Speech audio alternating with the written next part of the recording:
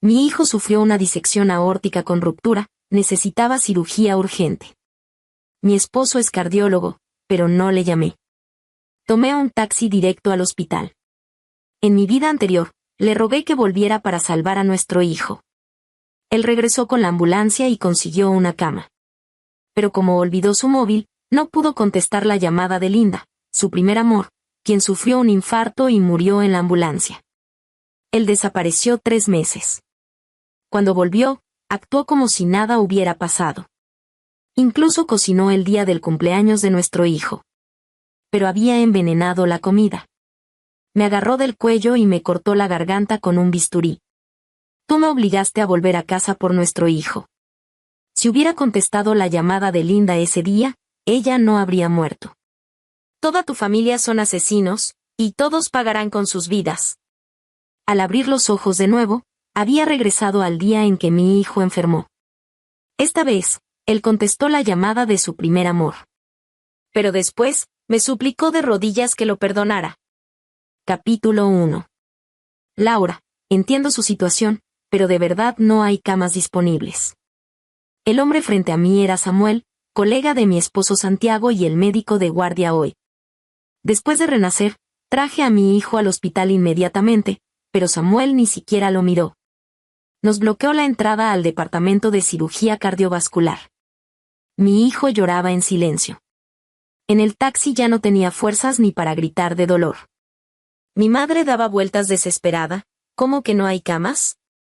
Ahí hay una vacía. Doctor, no podemos usar esa. Samuel mantuvo su expresión impasible. Esa cama ya está reservada. Mi madre estalló. ¿Reservada? ¿Desde cuándo se reservan camas en un hospital? ¿No se supone que es por orden de llegada? Mi nieto está así de grave. Hay una cama libre y no nos deja usarla. ¿Se considera usted médico? ¿A qué viene tanto escándalo?, dijo Samuel con frialdad. No me parece que tenga ningún problema cardíaco. ¿Sabe lo difícil que es conseguir una cama aquí? ¿Por qué deberíamos dársela apenas llegan?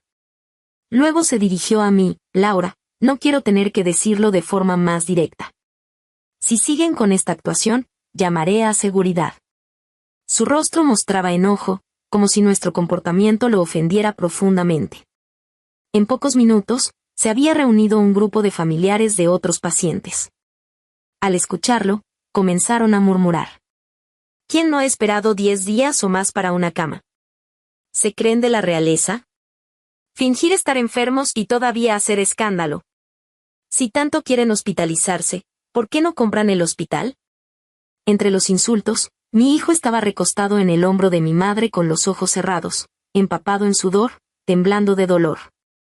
Mamá, abuela, me duele mucho, por favor ayúdenme. Mi corazón se estrujó, el dolor me perforaba hasta la coronilla. Pero aún así, Samuel no creía que mi hijo tuviera una disección aórtica con ruptura. Mi madre se disculpó. Doctor, me equivoqué al hablar así. Por favor, revise a mi nieto, de verdad está muy mal. Samuel se mostró arrogante. La norma del hospital es clara. Sin admisión hospitalaria, no tratamos. Mi madre, al borde de un colapso nervioso, casi lo golpea. La detuve a tiempo. Le dije a Samuel, Samuel, mi hijo no tiene una enfermedad cardíaca común. Es una disección aórtica con ruptura. ¿Sabes lo crítico que es esto? Necesita hospitalización y cirugía inmediata. Quizás mi seriedad hizo que dejara su actitud despreocupada. Pero segundos después, sonrió. Actúas bastante bien, Laura. ¿No viste cuando buscabas en internet que esta enfermedad es imposible en niños? Santiago me dijo que harías cualquier cosa por quitarle la cama a Linda, y no le creí. Usar a tu propio hijo así por celos es realmente repugnante. Sus palabras destilaban desprecio. Tras renacer, sabía perfectamente lo crítico que era el estado de mi hijo. La disección aórtica con ruptura en adultos tiene una probabilidad de 1 en 100.000, con una tasa de mortalidad cercana al 100%. En niños es aún más rara. En todo el país, solo el Dr. Daniel, aquí, puede realizar esta cirugía. No podía enfadarme con él. No había tiempo para explicaciones. Viendo a mi hijo con los labios morados de dolor, Una desesperación asfixiante me invadió. Sabía que Samuel no admitiría a mi hijo. Apretando los dientes, corrí directamente a la oficina de la jefa de enfermeras. El departamento donde trabajaba Santiago era el mejor de cirugía cardiovascular del país. Las camas estaban tan solicitadas que había que esperar meses. Pero siempre había una cama libre, la que Santiago reservaba para Linda, su primer amor. En mi vida anterior, cuando mi hijo enfermó, le rogué a Santiago.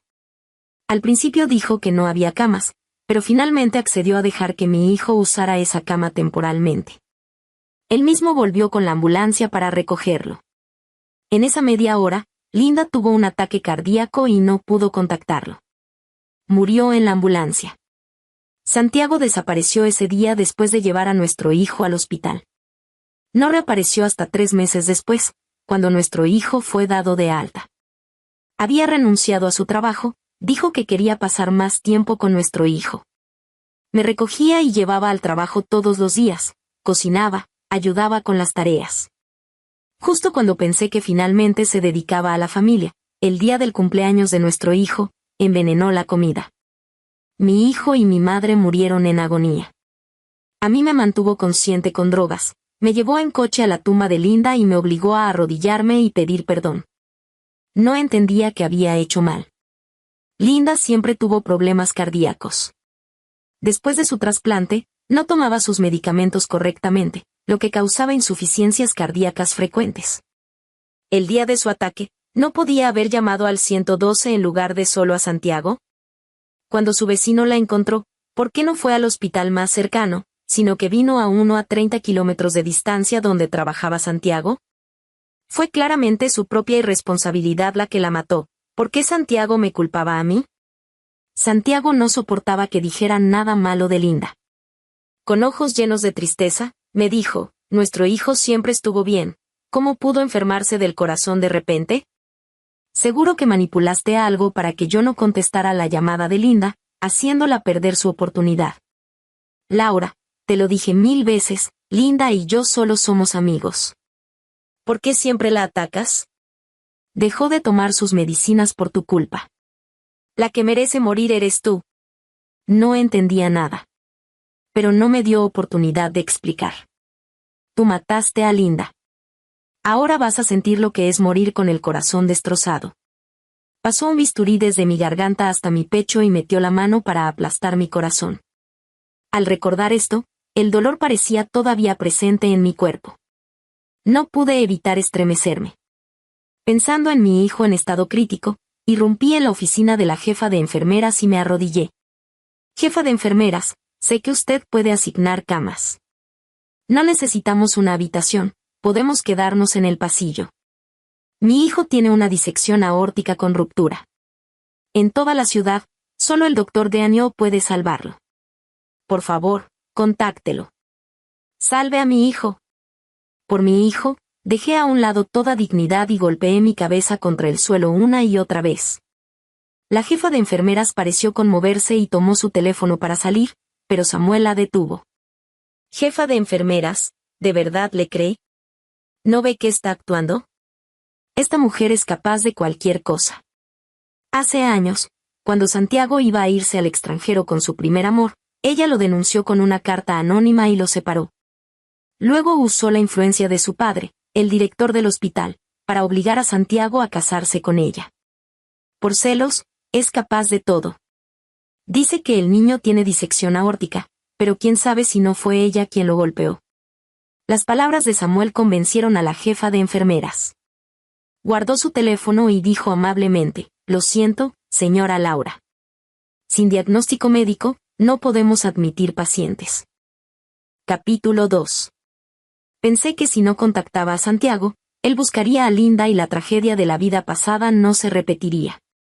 No imaginé que llegaría tan lejos, que hasta le ordenaría a sus colegas que no hospitalizaran a mi hijo. En medio de la desesperación, escuché el grito de mi madre, Laura. Ven rápido. Tomás, él, ya no respira. Salí corriendo como una flecha.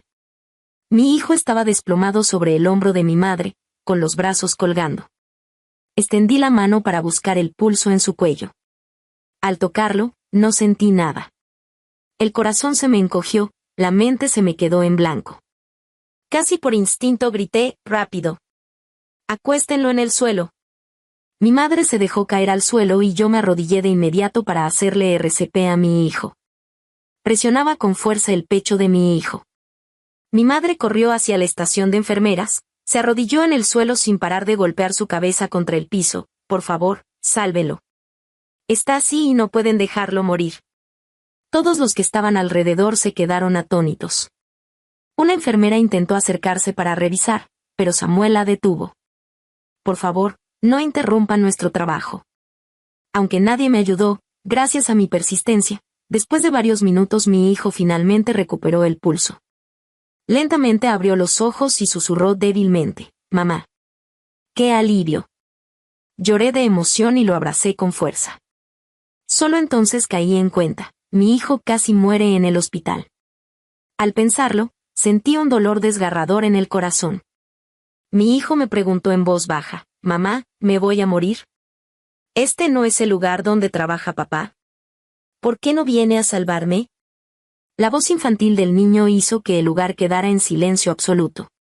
Vi a algunas personas secándose las lágrimas disimuladamente. Alguien le dijo a Samuel, «Doctor Samuel, no me parece que estén fingiendo». «Así es, doctor Samuel, examínelo primero». Aunque estuvieran fingiendo, esto es demasiado real. Muchas personas que presenciaron la escena comenzaron a interceder por nosotros. Pero Samuel no se inmutó. «Laura, realmente no hay límite en lo que haces». ¿Cuántas veces ensayaron esta escena en casa? Además, tu técnica de RCP es pésima. Y Santiago ya fue a buscar a Linda, así que este teatro tuyo fue en vano. No esperaba que, llegados a este punto, Samuel todavía no creyera que mi hijo estaba realmente enfermo. No pude contenerme más. «Samuel, ¿qué cosa tan terrible he hecho para que me odies tanto? Aunque yo tenga la culpa, hay leyes que me juzgarían». ¿Qué culpa tiene el niño? Como médico, ¿mereces llevar ese uniforme si das diagnósticos sin examinar? Ante mis palabras, la gente alrededor también se indignó. Exacto, doctor Samuel, ninguna madre juega con la salud de su hijo. Tiene razón, aunque estén fingiendo necesita pruebas. Con solo usar el estetoscopio lo sabría. Ante las acusaciones de todos, el rostro de Samuel cambió ligeramente. Dudó mientras se quitaba el estetoscopio, justo cuando iba a examinar a mi hijo. De repente sonó el teléfono en su bolsillo. Samuel contestó, «Santiago, ¿dónde estás?». Laura está causando un gran alboroto en el departamento. Al escuchar ese nombre, mi corazón dio un vuelco. Quien llamaba era Santiago. La voz de Santiago sonó fría. «Estoy con Linda, la hospitalizaron. Primero échalas de ahí. Cuando Linda esté estable, volveré para ocuparme del asunto». Al final, Santiago añadió, «Esa cama no la toque nadie, la dejé para Linda». Al escuchar esto, mi madre lloró y gritó al teléfono, «Santiago, estás loco. El que está enfermo es tu propio hijo. Si muere aquí, ¿no te dolerá ni un poco?». Santiago soltó una risa fría, «Nadie es más importante que Linda. Si él va a morir, que se muera». Instintivamente le tapé los oídos a mi hijo. Pero ya era tarde. Levantó la cabeza y me preguntó, «Mamá, ¿por qué papá quiere que me muera?». Me quedé sin palabras, sin saber cómo explicárselo. Santiago colgó el teléfono. Samuel me miró con aire de superioridad. «¿Ya oíste? Llévate al niño y deja de hacer el ridículo aquí». En ese momento vi a la jefa de enfermeras aparecer en la puerta con el doctor Daniel. Mis ojos se iluminaron. Cargué a mi hijo y corrí hacia ellos. «Dr. Daniel, por favor revise a mi hijo». El doctor Samuel no lo quiere atender, dice que no está enfermo, pero creo que es una ruptura de disección aórtica. Ante mi súplica, el doctor Daniel colocó el estetoscopio en el pecho de mi hijo. Mientras escuchaba, fruncía cada vez más el ceño. Samuel se acercó y dijo, «Maestro, no le haga caso a esta mujer. Es imposible que un niño tenga una ruptura de disección aórtica». Apenas terminó de hablar, el doctor Daniel guardó el estetoscopio, cargó a mi hijo y corrió hacia el quirófano. Al mismo tiempo le dijo a la jefa de enfermeras: notifiquen al quirófano, preparen todo para una emergencia de ruptura de disección aórtica en un niño. Luego, miró fríamente a Samuel. ¿Quién te dijo que los niños no pueden tener esta enfermedad? Samuel, tu negligencia pudo haber matado a este niño. Las palabras del doctor Daniel cayeron como un rayo, dejando a Samuel clavado en su lugar. Segundos después, la burla desapareció de su rostro, reemplazada por el terror. La gente alrededor comenzó a murmurar. Así que el niño si estaba tan grave, este médico es demasiado irresponsable. Mi familiar murió por una ruptura aórtica. Dicen que por cada minuto de retraso en el tratamiento, la tasa de mortalidad aumenta un 10%. Estas palabras sonaron especialmente hirientes para Samuel en ese momento. Samuel bajó la cabeza y se disculpó: Laura, lo siento. Debí haberlo examinado primero. La jefa de enfermeras me llevó apresuradamente a hacer los trámites. Antes de irme, lo miré con furia. ¿No es que siempre creíste que yo tenía poder e influencia? Espera. Si algo le pasa a mi hijo, no te lo perdonaré. Samuel siempre creyó que yo había separado a Santiago de Linda. En realidad, cuando conocí a Santiago, él todavía no había terminado con Linda. Ese día vine al hospital a traerle algo a mi padre y me enamoré de Santiago a primera vista. Pero al saber que tenía novia, me di por vencida. Más tarde, Linda tuvo que irse al extranjero para tratarse, y Santiago también obtuvo una oportunidad de capacitación en el extranjero. Sin embargo, por una carta anónima denunciando fraude académico, Santiago se vio obligado a quedarse. En ese entonces mi padre era el director de este hospital, por eso muchos creyeron que yo escribí la carta de denuncia. Santiago era estudiante de mi padre, solo él conocía la veracidad de su tesis. Poco después de que Linda se fuera al extranjero, ellos terminaron. Santiago luego decidió estar conmigo. Pronto nos casamos y tuvimos un hijo.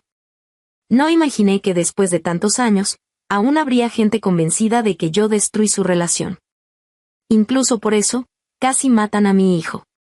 Al pensar en esto, tenía ganas de destrozar a Samuel. Capítulo 3. Después de completar los trámites, llegué a la puerta del quirófano. Mi madre estaba allí de pie. Tras toda una noche de tribulaciones, parecía haber envejecido 10 años. Al verme, rompió a llorar. Si tu padre estuviera vivo, no se atreverían a tratarnos así. Al escuchar esas palabras, se me hizo un nudo en la garganta. Cuando me casé con Santiago, mi padre en realidad no estaba de acuerdo. Santiago había sido su alumno, y él sabía perfectamente de los sentimientos de Santiago por Linda. Me dijo que me arrepentiría de casarme con Santiago. En ese momento, yo creía que con esfuerzo podría conquistar el corazón de Santiago. Los primeros años de matrimonio, Santiago fue realmente un esposo perfecto. Era atento y considerado, siempre pensaba en mí. Después de tener al niño, fue aún mejor conmigo. En esos momentos me sentía muy feliz. Hasta que mi padre murió y Linda regresó al país. Santiago cambió por completo. Su preocupación por Linda superaba la de un simple amigo. Con solo una llamada de Linda, él corría a su lado sin importar cuándo. Peleé con Santiago innumerables veces por esto. Harto de las discusiones, Santiago gritó: ¿no puedes confiar en que Linda y yo no tenemos nada? Me preocupo por ella porque le prometí curar su enfermedad cardíaca. Así era. Santiago estudió medicina por Linda. Vino a este hospital también por Linda. Entre ellos había un pacto: hasta que curara a Linda, Santiago le pertenecía a medias. Todo esto lo sabía desde hace tiempo. Por eso, cuando Linda murió, me alegré en secreto pensando que ese ridículo pacto había terminado por fin. Que mi matrimonio finalmente podría volver a la normalidad. Nunca imaginé que Santiago llegaría a tales extremos por Linda. Cerré los ojos. Resulta que la más ridícula era yo. Por un hombre que no me amaba, estuve a punto de perderlo todo. Afortunadamente, mi hijo tuvo suerte y finalmente salvó su vida. Una semana después, mi hijo despertó y fue trasladado de cuidados intensivos a una habitación común. Mi madre y yo respiramos aliviadas, turnándonos para cuidarlo. Samuel venía varias veces al día, se disculpaba cada vez que me veía y hasta me transfirió dinero a escondidas. Era un buen médico. La jefa de enfermeras me contó que cuando se enteró de que casi había comprometido la vida de mi hijo, lloró desconsoladamente en su oficina, sin poder levantarse, e incluso se dio varias bofetadas. Sabía que si lo denunciaba, seguramente lo despedirían, pero ¿qué pasaría entonces con sus pacientes? Muchas personas podrían perder la esperanza. Así que acepté sus disculpas y su compensación, sin intención de volver a mencionar el asunto. Ese día fui a relevar a mi madre. Apenas entré al pasillo escuché que estaba gritándole a alguien: Santiago, ¿acaso no eres humano? Es tu propio hijo. Acaba de salir de cirugía y ya quieres echarlo del hospital. Entré corriendo de inmediato. Santiago estaba junto a la cama de mi hijo, tirando sus cosas fuera. Mi hijo lloraba a gritos: papá, no tires mis cosas. Linda estaba al lado de Santiago, con los ojos enrojecidos, como si estuviera a punto de llorar. Santiago, no los eches más. No me importa dónde me quede, con tal de tenerte a mi lado. Santiago tiró el vaso de mi hijo a la basura, con rabia en el rostro. No, esta cama es para ti. Aunque sea mi propio hijo, no puede ocuparla. No satisfecho con tirar el vaso, extendió la mano para arrancar las sábanas que cubrían a mi hijo. Detente. Santiago, ¿te has vuelto loco? Me interpuse frente a mi hijo de inmediato. Laura, por fin llegas. Santiago me lanzó una mirada feroz. Date prisa y tramita su alta, que no ocupe el lugar de Linda. Me enfurecí al instante. ¿Acaso este hospital es tuyo? Pagamos por esta cama, ¿con qué derecho nos echas? Porque soy médico, respondió Santiago con arrogancia. No están enfermos y ocupan una cama, desperdiciando recursos médicos. Tengo derecho a echarlos. Estaba a punto de rebatir cuando se escuchó la voz de Samuel desde la puerta. Santiago, basta ya. Tomás acaba de salir de cirugía, no puede soportar esto. Santiago se volvió hacia él. Samuel, ¿qué quieres decir? ¿También te ha lavado el cerebro esta mujer? ¿Te aliaste con ella para engañarme? Conozco a mi propio hijo, siempre ha sido saludable. ¿Cómo va a tener una enfermedad cardíaca? Samuel frunció el ceño. Te engaña ella, te engaño yo, pero el historial médico no te engañará. Si no me crees, ve a revisar el expediente de Tomás. Tuvo una ruptura aórtica ese día, casi muere en el quirófano. Al escuchar ruptura aórtica, la mirada de Santiago vaciló por un momento, pero rápidamente se recuperó y agitó la mano. Un niño no puede. Sí puede, lo interrumpió Samuel. Los niños también pueden tener esta enfermedad. La causa es desconocida, pero efectivamente ocurrió. El director hizo la cirugía personalmente, duró 10 horas completas. Mucha gente en el hospital lo sabe. Santiago siempre creyó que la enfermedad de su hijo era algo que yo había inventado por celos. En mi vida anterior, después de llevar a su hijo al hospital, recibió la llamada de Linda y se fue, no apareció hasta que su hijo se recuperó, nunca supo cuán grave fue la situación. Ahora que conocía la verdad, miraba a su hijo con las manos temblando involuntariamente. Pero esa vacilación fue rápidamente interrumpida por el llanto de Linda. Tomás estaba tan gravemente enfermo, todo es mi culpa. No debía haberle llamado a Santiago ese día. Yo le robé el papá a Tomás. Las lágrimas le caían sin cesar. La culpa de Santiago se transformó inmediatamente en ternura, apresurándose a consolarla. No es tu culpa. Al final es karma. El padre de Laura te lastimó, así que el cielo debe cobrárselo a su hijo. Esas palabras me recordaron algo de pronto. Antes de morir, Santiago dijo que mi padre había lastimado a Linda, haciéndole exiliarse, sufrir de depresión, y después del trasplante de corazón ni siquiera tomaba medicamentos antirrechazo. Linda pasó tantos años en el extranjero, no tenía muchos amigos aquí, así que seguramente ella misma dijo esas cosas. No podía entender por qué, si mi padre fue tan bueno con ella lo difamaba de esa manera. Después de consolar a Linda, Santiago se volvió hacia mí. Aunque Tomás se haya operado, no puede ocupar la habitación de Linda. Laura, traslada a Tomás a otro hospital hoy mismo. Antes de que pudiera responder, Samuel no pudo contenerse. Santiago, eres demasiado frío, ¿no? Tomás todavía no está fuera de peligro. Trasladarlo sería muy arriesgado. Esto es un asunto familiar, no te incumbe. Santiago miró a Samuel con desaprobación, luego me miró a mí. Laura, recuérdalo, tu familia le debe a Linda algo que nunca podrá pagar en esta vida. Ya no pude contenerme. ¿Qué le debo? Santiago, siempre dices que la lastimé, pero ¿cómo exactamente? Apenas la conozco, ¿qué hice que ni siquiera la vida de mi hijo puede pagarlo? Santiago se quedó atónito. Segundos después, su mirada se volvió gélida. ¿De verdad no sabes lo que hiciste? Laura, eres verdaderamente fría y despiadada. Bien, te lo diré. Si no fuera por qué. No digas más, Santiago. Linda de repente le tapó la boca. Si Laura ya no lo recuerda, déjalo así. Dejemos que el pasado quede en el pasado. La ternura de Santiago hacia Linda ya no podía ocultarse. No, voy a decirlo. Linda, has sufrido tanto, y la persona que te lastimó no sabe nada. Eso no es justo.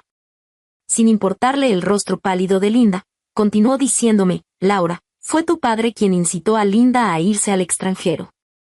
Originalmente habíamos decidido irnos juntos, pero por tu carta de denuncia nos separamos. ¿Sabes? Linda fue maltratada en el extranjero. Capítulo 4. Según Santiago, como él no pudo ir al extranjero, nadie protegió a Linda y ella resultó herida. Además, la institución de tratamiento que recomendó mi padre era fraudulenta, la usaron como conejillo de indias para probar medicamentos, causándole graves efectos secundarios que la llevaron a padecer depresión. Cuando finalmente regresó al país y consiguió la oportunidad de un trasplante de corazón, mi padre manipuló las cosas para darle un corazón enfermo. ¿Tu padre hizo todo esto? ¿Te atreves a decir que no sabías nada? La voz de Santiago subía cada vez más. Laura, toda tu familia debería pedirle perdón. Si no hubiera visto a Linda parada detrás de él con expresión incómoda, casi me hubiera creído todo eso. Escuchando estas acusaciones absurdas, no pude evitar reírme, y mientras reía sentí ganas de llorar. Después de tantos años, realmente había amado de corazón a un hombre así. Me sequé las lágrimas y miré directamente a Santiago. Santiago, eres patéticamente estúpido. ¿Cómo estás tan seguro de que yo entregué esa carta de denuncia? Santiago frunció el ceño. Solo tu padre sabía sobre los datos falsos de mi tesis. ¿Estás seguro? Miré hacia Linda. ¿Y si tu querida Linda también lo supiera? Santiago pareció entender algo y se giró bruscamente hacia Linda. Linda entró en pánico de inmediato, negando con la cabeza. No, no fui yo. Santiago apretó los puños y dijo con firmeza. Laura, no intentes sembrar discordia entre Linda y yo. Ella no tiene motivos para hacer eso. ¿Cómo que no tiene motivos? Sonreí con frialdad. ¿Crees que realmente fue al extranjero por tratamiento médico? En realidad, consiguió un novio extranjero y te dejó. Esa carta de denuncia también la entregó ella. Había planeado guardar esto en mi corazón para siempre, pero ya que Santiago lo sacó a colación, no podía quedarme callada. Cuando denunciaron a Santiago, fui a buscar a papá, rogándole que usara sus contactos para encubrir el asunto y enviarlo directamente al extranjero. Finalmente, después de mis insistentes preguntas, papá no pudo más y me contó la verdad. Linda fue la primera paciente en la carrera profesional de papá, algo que hizo que le prestara especial atención. Cuando se enteró de que había una institución de tratamiento adecuada en el extranjero, papá escribió varias cartas por iniciativa propia, consiguiendo un cupo para Linda. Sin embargo, cuando el médico extranjero vino a evaluar su condición, Linda se sintió atraída por el joven doctor que lo acompañaba. Los dos se enamoraron rápidamente y planearon irse juntos al extranjero para comenzar una nueva vida. Justo entonces, Santiago también consiguió la oportunidad de hacer una especialización en el extranjero. Para evitar que Santiago interfiriera con sus planes, Linda escribió esa carta de denuncia. Al ver la carta, el rostro de Santiago palideció, negaba con la cabeza incrédulo. No, esto es imposible. Linda se apresuró a defenderse. Santiago, no le creas. Está intentando inculparme a propósito. ¿Inculparte? Saqué la carta de denuncia de mi bolso. Esta es la carta que escribiste en su momento. Mi padre, temiendo que no le creyera, la guardó especialmente para mí. En cuanto a que la institución extranjera era fraudulenta, es muy fácil verificarlo, solo hace falta una llamada. Santiago miraba fijamente la carta, sus ojos se enrojecieron de repente. Nunca imaginó que la verdad sería así. Miró directamente a Linda, quien nerviosa y avergonzada torpemente intentaba justificarse. Si te gustaba otra persona, ¿por qué no me lo dijiste directamente? ¿Sabes cuánto me preocupé por ti? Y además, ¿cómo pudiste culpar a Laura de todo esto? Los ojos de Linda se humedecieron, a punto de llorar. Santiago, no me expliqué bien. ¿Pero te atreves a garantizar que en ese momento no te sentiste atraído por Laura? Incluso sin el cupo de especialización, podrías haber renunciado e irte al extranjero, pero no lo hiciste. Eso demuestra que tú también cambiaste de corazón. Esas palabras parecieron tocar un punto sensible en Santiago. Tal vez ella tenía razón, los sentimientos de Santiago hacia ella ya no eran tan puros en ese momento, de lo contrario, ¿por qué no la habría seguido al extranjero? Viendo que la ira de Santiago se calmaba, Linda continuó, aunque es verdad que te mentí sobre eso, ¿cómo explicas que su padre me diera un corazón defectuoso cuando regresé al país? Antes de la cirugía, me amenazó, diciéndome que nunca debía aparecer frente a ti en esta vida. No conocía los detalles posteriores, pero sabía que mi padre jamás diría algo así. Justo cuando iba a preguntarle a Linda sobre la fecha exacta del trasplante, mamá dio un paso adelante, señalando a Linda con el dedo tembloroso. Eres tú. Tú recibiste el corazón de mi esposo, ¿y no lo valoras? Al escuchar esto, me acerqué inmediatamente. Mamá, ¿qué está pasando? Mamá, frente a todos, reveló el último engaño de Linda. Resulta que ese año papá había desarrollado cáncer. Antes de morir, Linda lo buscó, suplicándole que la ayudara a encontrar un corazón para un trasplante. Los trasplantes de corazón están estrictamente controlados en el país, y encontrar un donante compatible es aún más difícil. Papá ya se había jubilado y hacía tiempo que no tenía ninguna relación con ella, así que normalmente no habría accedido a tal petición. Pero Linda lo amenazó diciendo que si no la ayudaba a encontrar un corazón, le quitaría a Santiago. Papá me amaba muchísimo. Por la felicidad de mi matrimonio, finalmente aceptó donarle su propio corazón. Sin embargo, establecieron 3 condiciones. Si Linda aceptaba el corazón de papá, nunca podría volver a aparecer frente a Santiago. Ahora, latiendo en el pecho de Linda, está el corazón de mi padre. Capítulo 5. Las lágrimas cayeron sin que pudiera evitarlo. Mis padres habían ocultado algo tan grave solo para protegerme. No solo yo estaba en shock, Santiago también se quedó sin palabras. Furioso, le gritó a Linda, el maestro te dio su corazón y en lugar de valorarlo, lo difamas. Linda ni siquiera se molestó en seguir fingiendo, ¿difamar? Era un paciente con cáncer, ¿qué tan bueno podía estar su corazón? Además, era tan viejo que su corazón también estaba envejecido. Yo quería un corazón joven y sano, no esa porquería. Samuel tampoco pudo contenerse. Los donantes de corazón escasean tanto en el país, y alguien que desperdicia un corazón como tú no merece recibir ningún trasplante. ¿Qué hice mal? Solo quiero vivir. Linda, llorando, intentó tomar la mano de Santiago. Santiago, déjame explicarte, no quise engañarte. Santiago finalmente despertó de su engaño. Apartó la mano de Linda con una sonrisa amarga. Linda, resulta que todo esto te lo buscaste tú misma. ¿Y todavía tienes el descaro de decir que otros te maltrataron? Fui un idiota al creerte, incluso eché a mi propio hijo del hospital y ni siquiera estuve cuando lo operaron. Soy una basura. El desprecio evidente en los ojos de Santiago provocó que Linda perdiera los estribos. Se acercó nuevamente. Santiago, ¿qué quieres decir con eso? ¿Olvidaste que tenemos un acuerdo de cuidados? Hasta que me cure, tienes que cuidarme toda la vida. Al diablo con toda la vida. ¿No me has hecho suficiente daño? Lárgate de una vez. Santiago la empujó con fuerza y Linda cayó al suelo. Santiago, sinvergüenza. No puedes tratarme así. Después de gritar estas palabras con emoción, Linda comenzó a respirar con dificultad, jadeando. Esta vez Samuel no se arriesgó a perder tiempo y de inmediato llamó para que la llevaran a emergencias. Durante todo el proceso, Santiago ni siquiera la miró. La habitación quedó en silencio. Me agaché a recoger el vaso que había caído de las manos de mi hijo.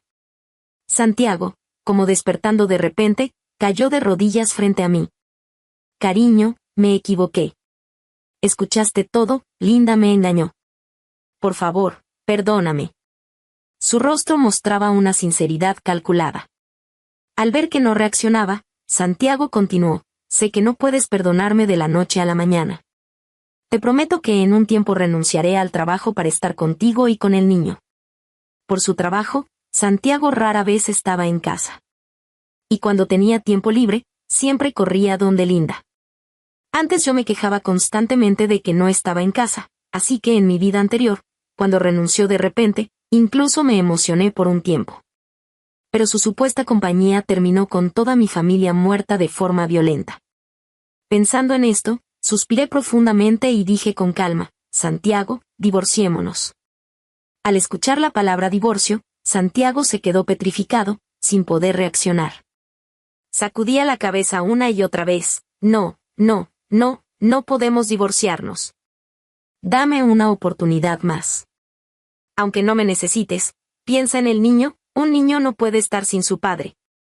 Mencionando al niño, como agarrándose de un clavo ardiendo, se volvió hacia nuestro hijo, Tomás, convence a mamá de que no deje a papá, o tendrás que separarte de mí.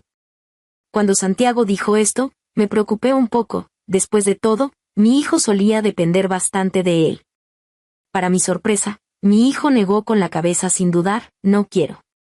Santiago se quedó helado, Tomás, tú lastimaste a mamá, ya no quiero que seas mi papá. Al ver que ese camino no funcionaba, Santiago miró a mi madre, pero ella también negó con la cabeza. Él estaba al borde del colapso, no pueden hacerme esto. Solo la acompañé al médico, ¿y por eso quieres divorciarte? No estoy de acuerdo. ¿No estás de acuerdo? Me reí con frialdad. ¿Crees que el divorcio es como el matrimonio, que necesita el consentimiento de ambos? Estés o no de acuerdo, me voy a divorciar. A lo mucho tardará un poco más. Al ver mi determinación, Santiago entró en pánico. ¿Por qué? Ya prometí volver a la familia, no volveré a tener contacto con ella. ¿Por qué no puedes darme una oportunidad? Santiago, cuando nos mataste a los tres, ¿nos diste alguna oportunidad? Al escuchar esto, Santiago abrió los ojos como platos, sus labios temblaban sin poder articular más que, tú. No te lo esperabas, ¿verdad? Yo también renací. Lo miré con frialdad. Desde el momento en que alzaste la mano, ya habías abandonado a esta familia. Santiago no insistió más y se fue completamente destrozado. Capítulo 6. Los días siguientes, Santiago venía todos los días a ver a nuestro hijo, pero todos lo ignorábamos, incluso el niño. Después de unos días, dejó de venir. Samuel me contó que Linda había sobrevivido a la emergencia. La habían trasladado de cuidados intensivos a una habitación normal, y Santiago estaba cuidándola. Al decir esto, el tono de Samuel estaba lleno de resentimiento. No me enojé, pero sentí cierta tensión en mi interior. Días después, Samuel vino corriendo a decirme que Santiago había cometido un asesinato. Después de que Linda salió del hospital, Santiago la llevó a su casa y actuó sin piedad. Cuando la policía llegó, él todavía sostenía ese corazón mientras se arrepentía. Asentí con la cabeza. Que Santiago hiciera esto estaba dentro de lo que esperaba. En mi vida anterior, me eligió a mí, pero luego se arrepintió por Linda y nos mató. En esta vida eligió a Linda y se arrepintió por nosotros, así que la mató a ella. Pero nunca pensó que el verdadero culpable era él mismo. Si le gustaba Linda, no debió haber aceptado mis sentimientos desde el principio. Y si eligió estar conmigo, no debió buscar a Linda. Pero este hombre siempre fue un cobarde, ni en esta vida ni en la anterior tuvo el valor de hacerse daño a sí mismo. Cuando mi hijo salió del hospital, le cambié el apellido. Al mismo tiempo, Santiago fue condenado a muerte. La policía me informó que quería vernos a mí y al niño por última vez. Yo no quería ir, pero no podía privar a mi hijo del derecho de ver a su padre.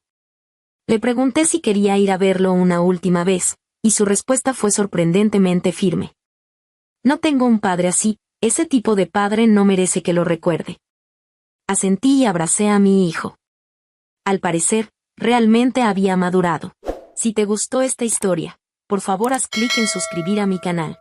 Mi nombre es Daniela Espinosa, tengo 29 años, y durante los últimos 12 años he creado arte bajo el seudónimo de para mantener mi privacidad en un mundo donde ser mujer joven y talentosa a menudo significa enfrentar más obstáculos que oportunidades. Lo que mi familia no sabe es que mis pinturas se han vendido en galerías de Nueva York, Londres y Tokio por cifras que superan el salario anual de la mayoría de las personas.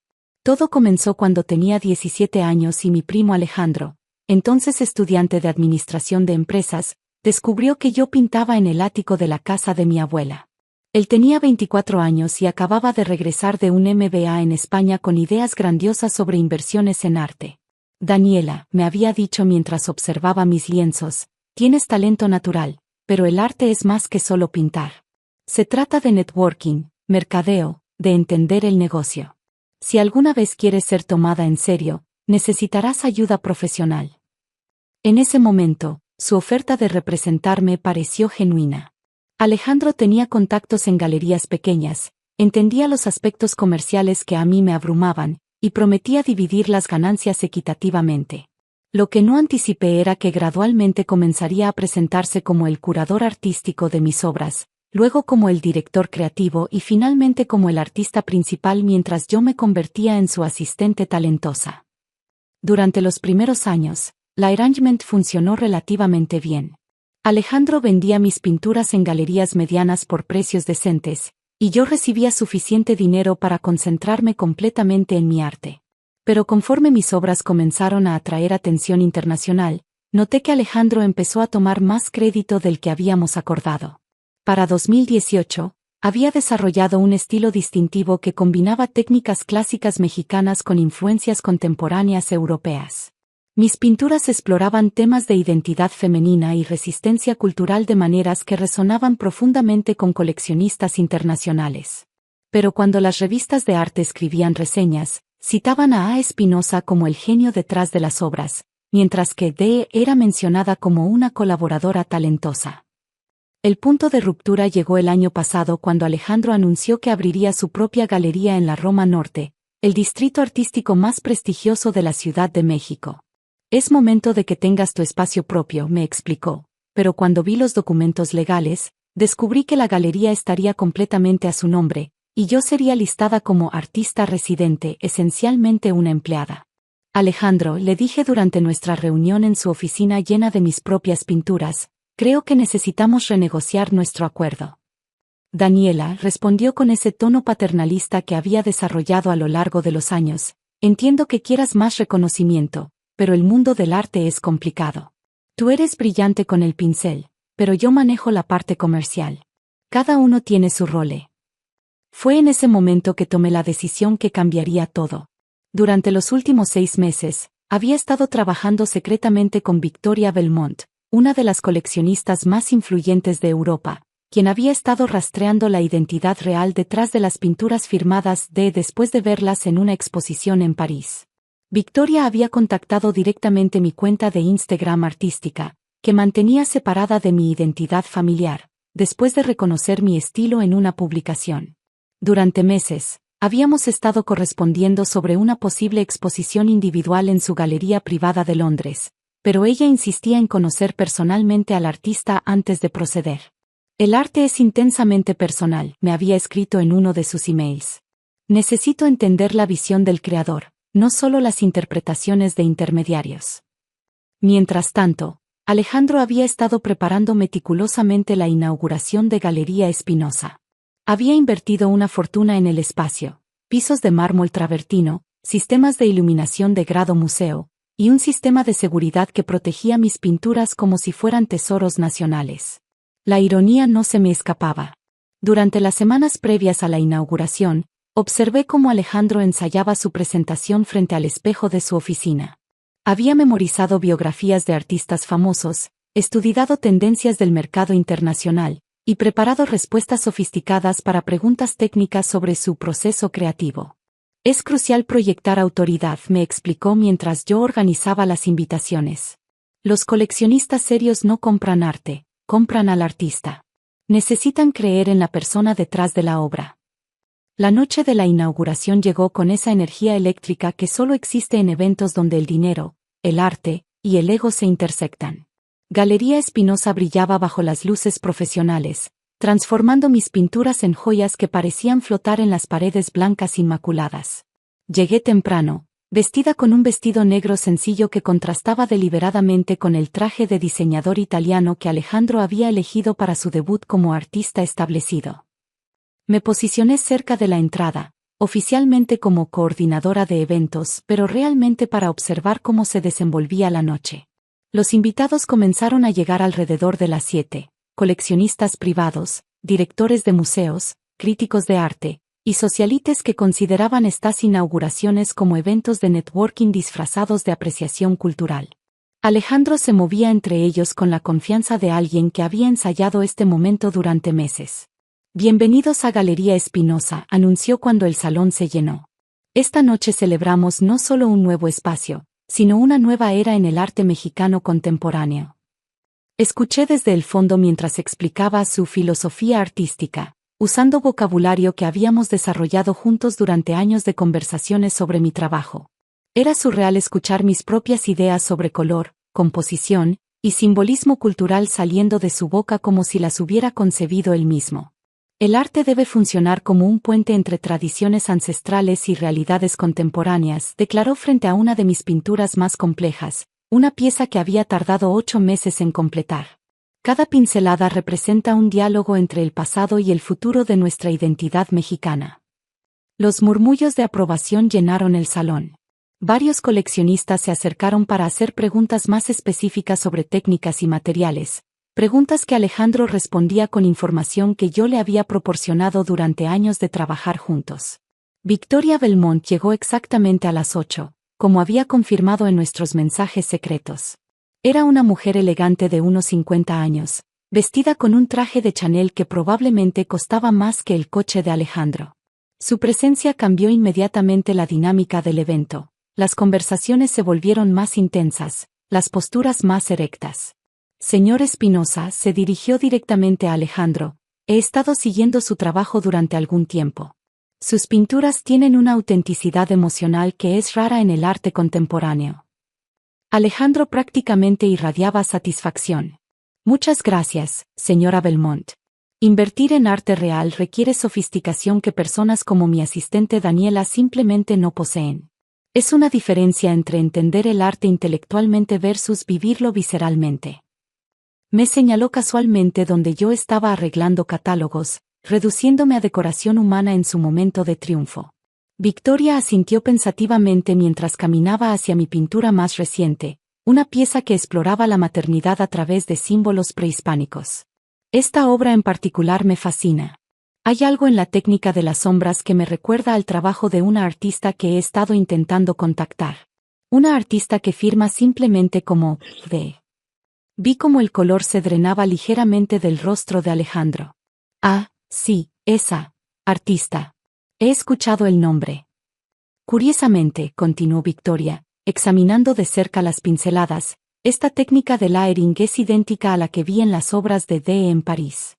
La manera de aplicar los óleos, el uso específico de espátula para crear textura, es como una firma artística. Alejandro se aflojó la corbata nerviosamente. Bueno, hay muchas influencias compartidas en el arte contemporáneo. Es natural que existan similitudes. Fue en ese momento que Victoria se giró hacia mí con una sonrisa que indicaba que sabía exactamente lo que estaba haciendo. Disculpe, señorita, ¿podría acercarse un momento? Caminé hacia ellos sintiendo los ojos de todos los invitados seguir mi movimiento. Alejandro me miraba con una expresión que mezclaba confusión y pánico creciente. ¿Su nombre es Daniela?, preguntó Victoria con tono casual. Sí, señora. Daniela Espinosa, por casualidad. Efectivamente. Victoria sonrió ampliamente y se dirigió a toda la galería con voz clara y autoritaria. Damas y caballeros, tengo el honor de presentarles a la verdadera artista detrás de estas obras extraordinarias. Daniela Espinosa, conocida internacionalmente como D., es la genio que he estado tratando de localizar durante meses para una exposición en mi galería de Londres. El silencio que siguió fue tan completo que se podía escuchar el sistema de ventilación del edificio. Alejandro se quedó paralizado, su boca abriéndose y cerrándose sin producir sonidos. Esto es un malentendido, finalmente logró articular. Daniela es mi asistente, una artista talentosa, sí, pero yo soy el creador principal del autorretrato emocional número 7, interrumpió Victoria, señalando una pintura específica. ¿La pieza que explora la violencia doméstica a través de la perspectiva femenina? Interesante que un hombre haya capturado tan auténticamente la experiencia del miedo femenino. Alejandro se quedó sin palabras. Victoria continuó dirigiéndose a los invitados. He estado correspondiendo con la señorita Espinosa durante meses sobre una exposición individual. Sus obras han sido vendidas en mis galerías de Londres y París por precios que superan los 200.000 euros cada una. Los murmullos de los invitados se convirtieron en conversaciones abiertas. Varios coleccionistas se acercaron a mí directamente, ignorando completamente a Alejandro, quien permanecía inmóvil en el centro de la galería como una estatua rota. Señorita Espinosa, me dijo el director del Museo de Arte Contemporáneo, ¿podríamos hablar sobre una retrospectiva para el próximo año? Durante las siguientes 2 horas, me encontré en el centro de las conversaciones más importantes de mi carrera artística. Ofertas de exposiciones, comisiones privadas y colaboraciones internacionales llovían mientras Alejandro observaba desde una esquina, su sueño de ser reconocido como artista desmoronándose en tiempo real. Cerca del final de la noche, se acercó a mí con una expresión de derrota total. Daniela, podemos resolver esto. Somos familia, hemos trabajado juntos durante años.